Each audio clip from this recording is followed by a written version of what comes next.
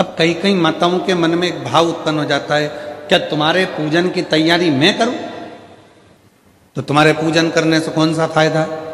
जब तुम्हारे पूजन की तैयारी मैं कर रही हूं, पूजन का साहित्य मैं रख रही हूं, पूजन का साज मैं सजा रही हूं, पूजन का सारा सामान मैं लाकर रख रही हूं, तो फिर मतलब ही क्या पूजन करने से?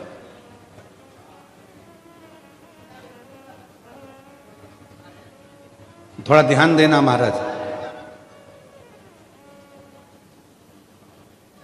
शिव पुराण की कथा चल रही है, या तुम्हारे घर में सत्यनारायण भगवान की कथा हो रही है, या तुम्हारे घर में कोई यज्ञ हो रहा है, या तुम्हारे घर में कोई नवरात्रे में माता रानी की ज्योत जली है, या तुम्हारे घर में कोई पूजन हो रही है, 3-4 देवरानी जेठानी हैं, 4-5 बहनें हैं, 4-5 देवरानी जेठानी हैं, और कोई एक जेठानी या देवरानी भगवान के पूजन का पूरा काम कर रही है, भगवान के पूजन की पूरी साज सजा रही है, भगवान के पूजन का पूरा सामान रख रही है, भगवान के पूजन का पूरा काम कर रही है।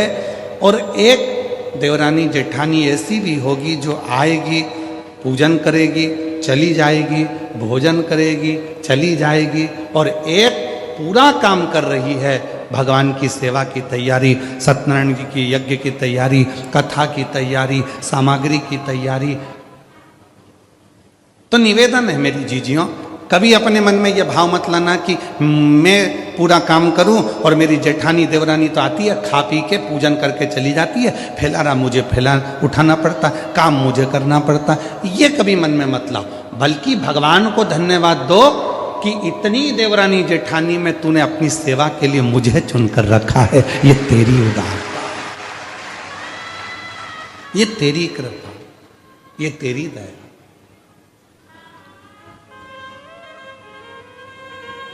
तुम्हारे घर के बगीचे में, तुम्हारे घर के गमलों में कितने सारे पौधे लगे हैं, इतने सारे पौधों में कितने सारे फूल लगे हैं। ईमानदारी से बोलना, तुम अगर फूल तोड़ती भी हो, फूल तुम चुनती भी हो, भगवान के लिए चुनो चाहे अपने लिए चुनो, अगर तुम फूल तोड़ती हो तो पूरे बगीचे का सबसे सुंदर जो फूल होता है, गुलाब का फूल खिला हुआ, कमल का फूल खिला हुआ, जो भगवान को देने के लिए या अपने लिए जो फूल तुम चुन रही हो, वो बगीचे का सबसे सुंदर फूल जो होता है, उसको तुम चुनती हो, उसको तुम चुनकर रखती हो, उसको तुम तोड़ती हो। उसी तरह पूरे परिवार में 4-5 देवरानी जेठानी ननंद ये वो, पूरे परिवार में इतने सारे लोग हैं, पर भगवान शंकर यदि तुम्हें शिव महापुराण की कथा में लेकर गए हैं, या भगवान के मंदिर तुम जा रही हो, या भगवान की सेवा तुम कर रही हो, या आराधना साधना तुम कर रही हो, तो समझ लेना कि परमात्मा ने भी पूरे घर के बगीचे में से जो सबसे सुंदर फूल था, वो तुम्हें अपने करीब में लेकर आए हैं, तुम्हें अपने पास में लेकर। वो सुंदर पुष्प आप हो, वो सुंदर फूल आप हो, और मैंने तेरे ही भरोसे बाबा, तेरे ही भरोसे हवा में उड़ती जावांगी बाबा, डोर छबीला में कटी जावागी। तो वो सुंदर पुष्प आप। लंका का राजा रावण भगवान की पूजन कर रहा है, विभीषण भगवान की पूजन कर रहा है, पर पूजन का साज पूरा जमा रही है तो वो मंदोदरी जमा रही। पूजन का पूरा श्रेष्ठ कर्म अगर कर रही है, साज सजा रही है, भोग लगा रही है, सामग्री लाकर रख रही है, तो वो मंदोदरी रख सकती। मंदोदरी फल किसको मिल रहा है?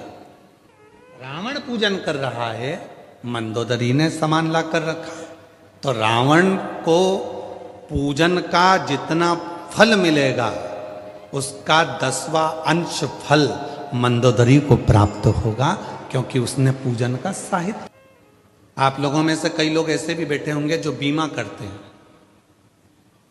और आप लोगों में से कई लोग ऐसे बैठे होंगे जो बीमा खुद का करवा चुके हैं। तुम्हारे मोहल्ले में तुम्हारे परिवार वाला, तुम्हारा कुटुंब वाला, तुम्हारा रिश्तेदार, तुम्हारा नातेदार तुम्हारे पास में आकर प्राण खाता है, बीमा करवा लो, बीमा करवा लो। एक बार बैठो तो मैं पूरी लिस्ट समझा देता हूँ, एक बार देखो तो देखो, ये इतना जमा करोगे इतना प्राप्त होगा, ऐसा जमा करोगे ऐसे प्राप्त होगा, एक्सीडेंट में इतना मिलेगा और निपट गए तो इतना मिलेगा।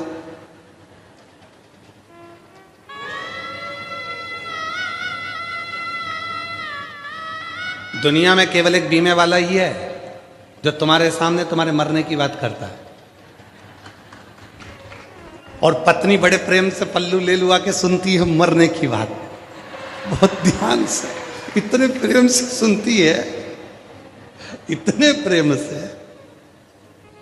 एक्सीडेंट में इतना मिलेगा और मान लो टिकट कट गया, चले गए तो इतना मिलेगा। वो पत्नी बड़े प्रेम से सिर पे पल्लू, बस इतना ही, बस इतना ही। फिर बीमे वाला बोलता है नहीं नहीं भाभी जी ये तो अलग से है और ये ऐसा है। तो भाभी जी भी फिर सिर पे पल्लू लेके बोली हाँ अब ठीक है, अब ठीक।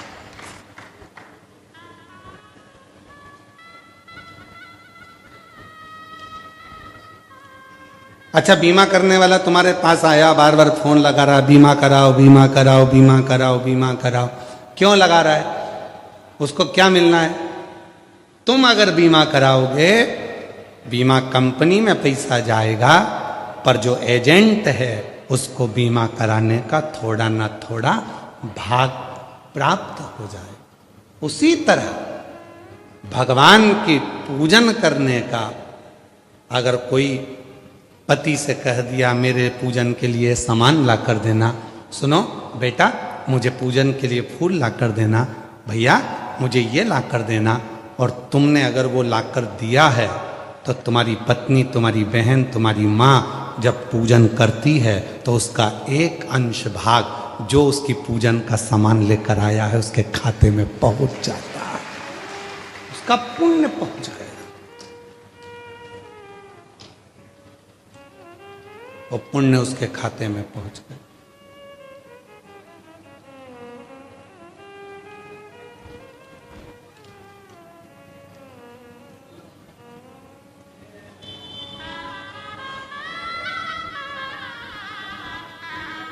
प्राप्त हो गए।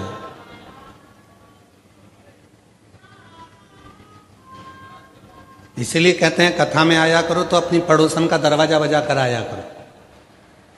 चल रही है क्या? कहाँ? अपने बड़ोदरा में कथा चल रही है। अच्छा, हाँ, शिवपुराण की कथा, हाँ चल रही है क्या? वो आए चाहे ना आए, हो सकता है तुम्हारे बोलने से वो आ भी जाए। अगर वो आ गई, अड़ोसन पड़ोसन पीछे वाली धड़ोसन कोई भी अगर तुम्हारे साथ में चलकर कथा तक पहुंच गई है, उसके कथा सुनने का एक अंश फल तुम्हारे भाग्य में लिखा जाएगा कि तुम उसको लिखो, तुमने उसको प्रेरणा दी, तुमने उसको